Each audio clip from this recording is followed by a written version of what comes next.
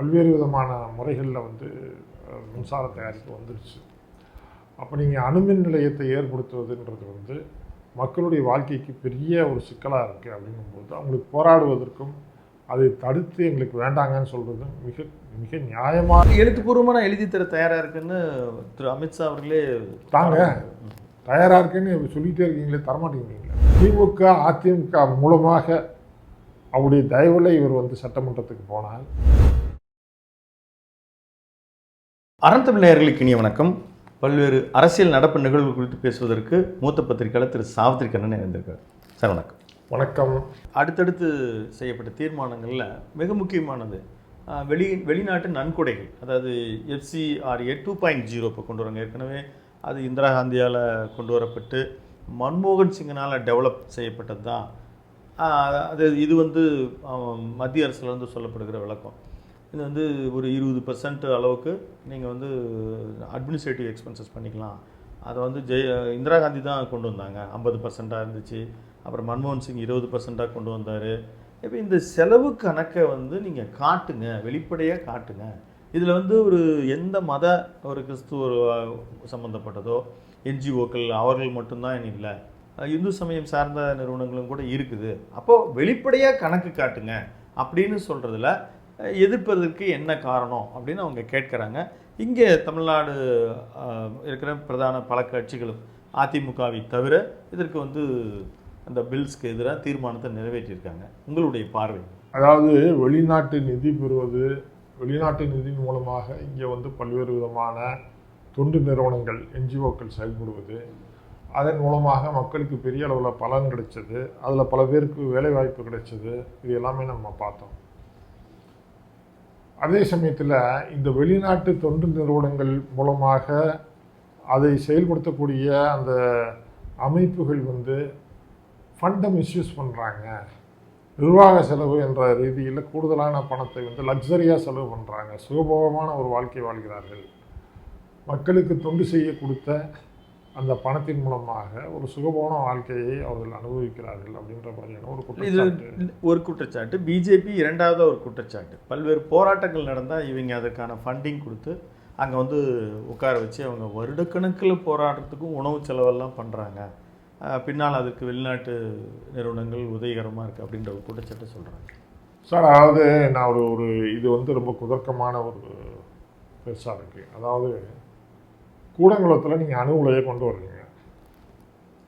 ஒரு அணு உலையை கொண்டு வர்றதன் மூலமாக அங்கே சுற்றுப்புறத்தில் இருக்க மக்களுக்கு ஏற்படக்கூடிய அந்த சுகாதார பிரச்சனைகள், ஆரோக்கிய குறைபாடுகள், அது அவங்க உடல் நலனுக்கும் சுற்றுச்சூழலுக்கும் எவ்வளோ பெரிய தீமைகளை ஏற்படுத்துறது அப்படின்ற விஷயத்தை வந்து அவங்க கவனப்படுத்தி அதை போராடுறாங்க.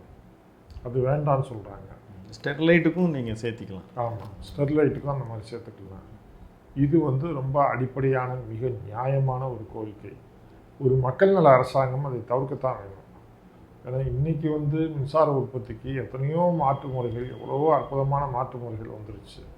சூரிய ஒளியிலேருந்து, காற்றாலையிலேருந்து, ஏன்னா அது தவிர வந்து உங்களுக்கு வந்து நிலக்கரி மூலமாகவும் தண்ணீர் மூலமாகவும் பல்வேறு விதமான முறைகளில் வந்து மின்சார தயாரிப்பு வந்துருச்சு.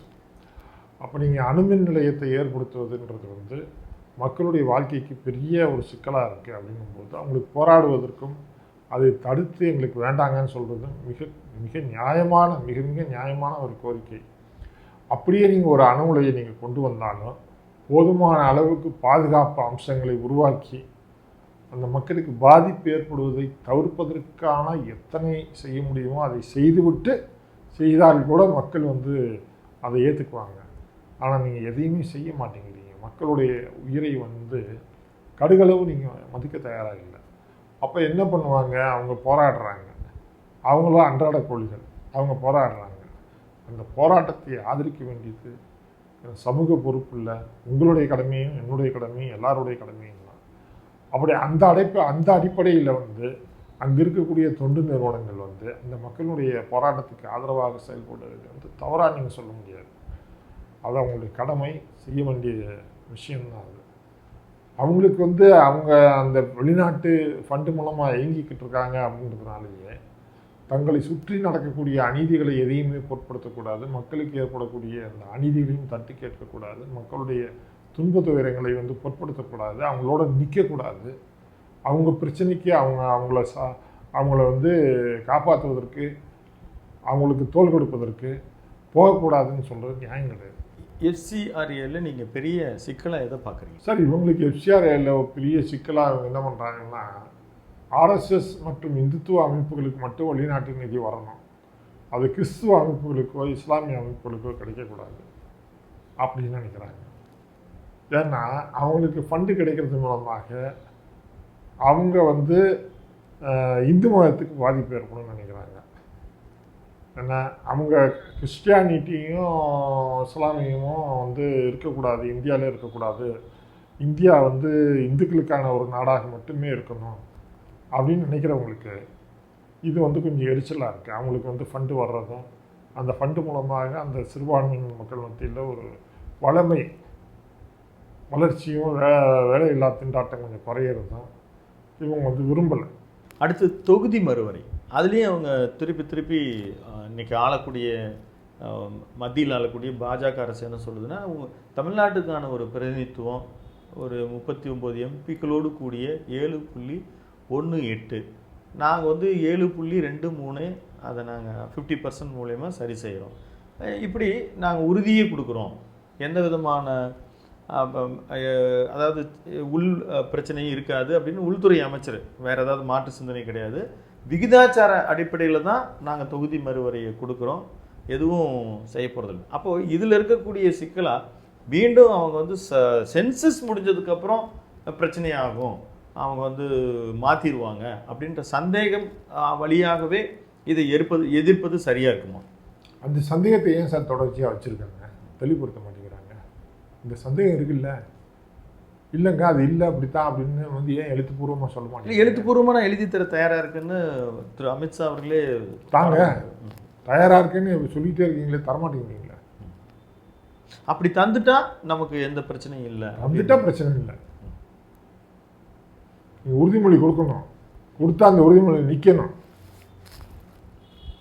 சரிங்களா? ரெண்டாவதாக தொகுதி மறுவரை என்பது அவசியம் இல்லை. இன்னைக்கு இருக்கக்கூடிய 543 அப்படின்றதே வந்து மிக அதிகமான எண்ணிக்கை. பல எம்பிக்களுக்கு வந்து 5 வருஷமாக இருந்தாலும் கூட ஒரு கேள்வி கேட்பதற்கான வாய்ப்பு கிடைக்கிறதே குதிரைக்கொம்பா இருக்குது. ஏன்னா அதில் ஸ்டார் வால்டாக இருக்கிறவங்க, பிரபலமாக இருக்கிறவங்க மட்டும்தான் மீண்டும் மீண்டும் வந்து கேள்வி கேட்கவோ பேசுவதற்கோ. இல்லை, பாராளுமன்ற எம்பி அப்படின்றது கேள்வி கேட்பது மட்டுமே இல்லையா, அங்கே கேள்விகள் எழுப்பதற்கு வாய்ப்பு இல்லைனாலும் எழுத்துப்பூர்வமாக பதிலை பெறுவது, இப்படி பல வழிகள் இருந்தாலும் பல இடங்களில் 18 லட்சம் அளவுக்கு வாக்காளர்களை கொண்ட தொகுதிகள் இருக்குது. இது அதிகமாக்குவதன் வழியாக, தொகுதியினுடைய ஃபண்டை அதிகமாக்குவதன் வழியாக மக்களை நாங்கள் அதிகமாக போய் சேர்க்க முடியுன்ற ஒரு பதில் அவங்க சொல்கிறாங்க. சார், இப்போவுமே வந்து அதை வந்து எம்பிக்களை வந்து சரியான முறையில் வந்து அந்த சர்வீஸ் பண்ணுறதில்லை, மக்களை வந்து சந்திக்கிறது இல்லை, பெரிய அளவில் வந்து அவங்க அந்த மக்கள் பிரதிநிதித்துவத்தை வந்து சரிப்படுத்துறதில்லை. அதையே நீங்கள் இன்னும் முறைப்படுத்தவே இல்லை. கூடுதலாக இன்னும் நீங்கள் சேர்த்துட்டிங்கன்னா ஆட்டு மந்தம் மாதிரி கிட்டத்தட்ட நீங்கள் 800 பேரை வந்து ஒரு சபைக்குள்ளே வச்சு 816 பேர் அவங்க, ஆமாம் 800 பேரை வச்சுக்கிட்டு ஒரு சபையை நடத்த முடியாது, பெரிய சந்தைக்கடை மாதிரி தான் ஆயிரும். இப்போ இருக்கிற எண்ணிக்கையே ரொம்ப ஜாஸ்தி சார், ரொம்ப ஜாஸ்தி. சரி, இப்போ 2002ஆம் ஆண்டு திரு வாஜ்பாய் அவர்கள் காலகட்டத்தில் இது 25 ஆண்டுகள் நீடிக்கணும் அப்படின்னு சொல்லி அந்த நீங்கள் சென்சஸ் பூர்வமாக ஏன் செய்கிறீங்க? அப்போ அமெரிக்காவில் வந்து தேர்தல் நடக்குது, 100 வருஷமாக அவங்க வந்து அந்த உறுப்பினர் எண்ணிக்கையை மாற்றலை, 100 வருஷமாக மாற்றவே இல்லை, அப்படி தான் இருக்குது அமெரிக்க பாராளுமன்றம் வந்து. அந்த எண்ணிக்கை வந்து இன்டைரக்ட் எலெக்ஷன், அந்த காலேஜியேட்டில் 2 ஸ்டேட்டை தான் புதுசாக அதுக்கப்புறம் பிரிச்சிருக்காங்க, அந்த ஸ்டேட்டுக்கான ரெப்ரசன்டேட்டிவ் தானே, அதோட நம்மளதை ஒப்பிடுறதுக்கு சரியாக இருக்குமா? சார், நிச்சயமாக சரியாக இருக்கும். அது இன்னும் சொல்ல போனீங்கன்னா இந்தியாவை காட்டிலும் மிக பிரம்மாண்டமான பிரதேசம், ஒவ்வொருத்தரும் வந்து மிக பிரம்மாண்டமான பிரதேசத்தை வந்து அவங்க வந்து ரெப்ரசன்டேட்டிவ் பண்ணுறாங்க. அப்போ அந்த எண்ணிக்கையை அவங்க வந்து அந்த காரணத்தை சொல்லி கூட்ட முடியும். மக்கள் தொகையும் அதிகரிச்சிருக்கு, புது புது குடியிருப்புகளும் வந்து பல்கி பெருகி இருக்கிறது. ஏன்னா அது ஒரு குடியேற்ற நாடு, பிரம்மாண்டமான வளர்ச்சி அடைஞ்சிருக்கு. இந்த 100 வருஷத்தில் மிக பிரம்மாண்டமான வளர்ச்சி அடைஞ்சிருக்கு. ஆனால் 100 வருஷத்தில் அவங்க மாறல. இப்போ நீங்கள் வந்து பாராளுமன்ற எண்ணிக்கையின் அடிப்படையில் தான் வந்து அவங்க வந்து பெர்ஃபார்மன்ஸு மக்களுக்கு நன்மைகள் கிடைக்கின்றது கிடையாது. போகிறவங்க முழுமையாக தங்களுடைய அர்ப்பணிப்போடு தங்களை வந்து செயல்படுத்திக்கிறாங்கன்றது தான் அவசியமான விஷயம். ரெண்டாவதாக நீங்கள் வந்து இந்த தொகுதி மறுவரை அப்படின்றது மூலமாக இவங்க என்ன பண்ணுவாங்கன்னு கேட்டிங்கன்னா, சிறுபான்மை மக்கள், தலித் மக்கள் இவங்க அதிகமாக இருக்கக்கூடிய அந்த தொகுதிகளை காலி பண்ணுவாங்க ஒன்று. அப்புறம் இவங்களுக்கிட்டேயே வந்து தேர்தல் ஆணையம் அந்த வாக்காளர் இதெல்லாமே இருக்கனால ஏற்கனவே இதை பண்ணிட்டாங்க. பீகார், தமிழ்நாடு, வெவ்வேறு மாநிலங்களில் என்ன பண்ணியிருக்காங்கன்னு கேட்டிங்கன்னா, எதிர்கட்சிகளுக்கு எந்தெந்த பகுதிகளில் அதிகமாக ஓட்டு வங்கி கிடைக்குதோ அந்த தொகுதிகளில் இருக்கக்கூடிய இஸ்லாமியர்களை, தலித் மக்களை ஓட்டு இல்லாதவர்களாக மாற்றி விடுவது. உங்களுக்கு ஓட்டு இல்லாமல் போச்சு அப்படின்னு, நீங்கள் வாக்காளர் லிஸ்ட்டில் இல்லை அப்படின்னு கழிச்சு கட்டுறது. ஸோ இந்த மாதிரியான ஒரு அணுகுமுறையின் மூலமாக, தொகுதி வரை செய்வதன் மூலமாக இவங்க வந்து நிரந்தரமான ஒரு வெற்றியை தக்க வைத்துக் கொள்வதற்கு காலாகாலத்துக்கு பிஜேபியை ஆட்சி கட்டில் இருக்கணுன்ற மாதிரியான ஒரு சூழலை உருவாக்குறதுக்கு இவங்க வந்து முயற்சி பண்ணுறாங்க. தேவையே இல்லாத விஷயம் சார். ஒரு எம்பிக்கு வந்து செலவு பண்ணக்கூடிய தொகைன்றது வந்து பயங்கரமான தொகை. அவங்களுக்கு சம்பளம்ன்றதை காட்டிலும் கொடுக்கக்கூடிய சலுகைகள், அவங்க பெறக்கூடிய அந்த வெகுமானங்கள் இருக்குல்ல, மக்கள் வரி பணத்துலேருந்து கொடுக்கக்கூடியது ரொம்ப ஜாஸ்தியாக இருக்குது. ஒவ்வொருத்தரும் ஒரு சிற்றரசர்கள் மாதிரி தான் வந்து அவங்களுக்கு வந்து விமான பயணமும் சரி, ரயில் பயணங்களும் சரி, அவங்க டெல்லியில் போனால் தங்கியிருப்பதற்கான வசதிகளும் சரி எல்லாமே கொடுக்குறாங்க. இது வந்து மக்கள் பணத்தை மிஸ்யூஸ் பண்ணுற மாதிரி தான் நான் ஃபீல் பண்ணுறேன். தொடர்ந்து தமிழ்நாட்டில் இடைத்தேர்தல் தள்ளி போயிட்டே இருக்குது. அதில் ஒருத்தர் திரு சீமான் வந்து ரொம்ப வெறித்தனமாக காத்திருக்கேன் நான் இடைத்தேர்தலில் நிற்பதற்கு அப்படின்னு. அது ஒரு இடைத்தேர்தல் வழியாக அவர் மீண்டும் ஒரு எழுச்சி பெற்றுவார் அப்படின்னு எதிர்பார்க்க முடியுமா சார்? இடைத்தேர்தல் மூலமாக திமுகவும் அதிமுகவும் விட்டு கொடுத்து அவரை ஒரு பொது வேட்பாளராக நிறுத்தி சட்டசபைக்குள்ளே அனுப்பிச்சு விஜய்க்கு வந்து குடைச்சல் கொடுக்கலான்ட்டு திட்டம் போடுறாங்க. நீ வெளியே இருந்துக்கிட்டு கத்தாதையா, உள்ளே போய் கத்தியா அப்படின்னு சொல்லி அவங்க வந்து அவரை வந்து தூண்டி விடுறாங்கன்னு எனக்கு தெரியுது. சட்டப்பூர்வமாக அவர் வந்து தேர்தலில் வந்து ஜெயிச்சு வரட்டும். ஆனால் அவர் வந்து ஒருவேளை அவர் வந்துட்டாலுமே இவர் ஒத்தை குரல் போய் அங்கே என்ன அவர் அதை பெரிதாக செய்திட முடியும்? இல்லை சார், அவர் வந்து ரொம்ப சிறப்பாக பேசக்கூடியவர், மக்கள் நலன் சார்ந்த பல விஷயங்களை வந்து அரசின் கவனத்துக்கு கொண்டு வரக்கூடியவர், அடையாளப்படுத்தக்கூடிய ஒரு சந்தேகம் இல்லை. இதே மாதிரி ஒருத்தர் இருந்தார், வேல்முருகன் இருந்தார். ஒருத்தர் மட்டும் போய் அங்கே பேசி ஆமாம் அவரால் என்ன செஞ்சிட முடியும்? இல்லை அதாவது பல்வேறு விதமான மக்கள் பிரச்சனைகளை தீர்ப்பதற்கு அவருடைய குரல் உதவி இருக்கிறது. வேல்முருகனுடைய பல விஷயங்களை, அவர் சுட்டி காட்டின விஷயங்களை வந்து அவர் நெருக்கடி கொடுத்து, அரசாங்கத்திற்கு நெருக்கடி கொடுத்து எளிய மக்களுக்கு பல உரிமைகளை பெற்று தந்திருக்கிறார். ஒன்றும் சந்தேகம் கிடையாது. அது மாதிரி சீமான் வந்து வர்றது தப்பு கிடையாது. பட் ஆனால் திமுக அதிமுக மூலமாக அவருடைய தயவில் இவர் வந்து சட்டமன்றத்துக்கு போனால் பழைய சீமானு இங்கே பார்க்க முடியாது. சீமானுடைய குரல் வேறு மாதிரியாக இருக்கும். அவருடைய குரல் யாருக்கான குரல் அப்படின்றது அம்பலப்பட்டு போயிடும்.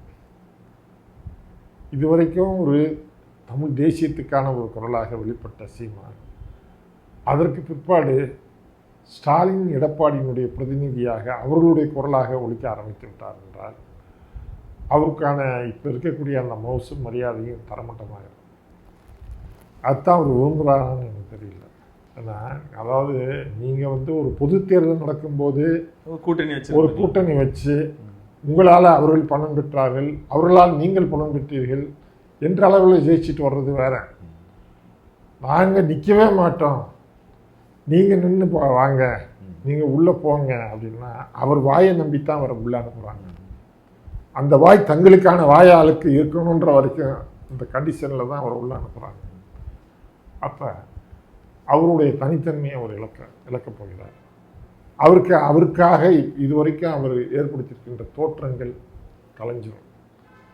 அவரை பற்றிய அந்த ஒரு மனப்பதிவு இருக்குல்ல, தமிழ் தேசியத்துக்கான குரல் அப்படின்ற அந்த குரல் இல்லை அது எடப்பாடிக்கும் ஸ்டாலினுக்குமான குரல் அப்படின்னு மாறுறதுக்கும் வாய்ப்பு இருக்குது. பல்வேறு அரசியல் கருத்துக்களை உங்களுக்கு பகிர்ந்துருக்கீங்க. மற்றொரு காலையில் சந்திப்போம். நன்றி, வணக்கம். நன்றி, வணக்கம். நேர்களை தொடர்ந்து இணைந்திருங்கள் அறம் தமிழுடன். நன்றி, வணக்கம்.